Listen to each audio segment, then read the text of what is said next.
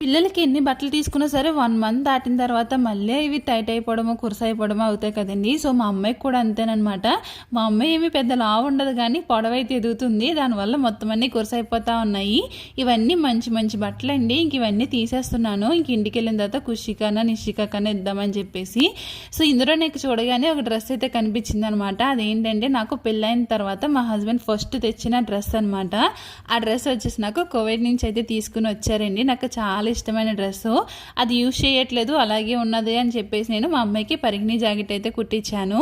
So ఆ dress ఏంటన్నా చూపిస్తానండి. ఇది నెట్ డ్రెస్ అనమాట, చాలా బాగుంటుంది.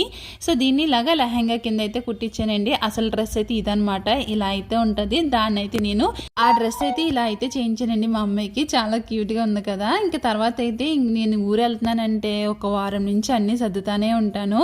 సో ఇప్పుడు మా హస్బెండ్కి ఒక బ్యాగ్, నాకు పిల్లలకి ఒక బ్యాగ్ అనమాట.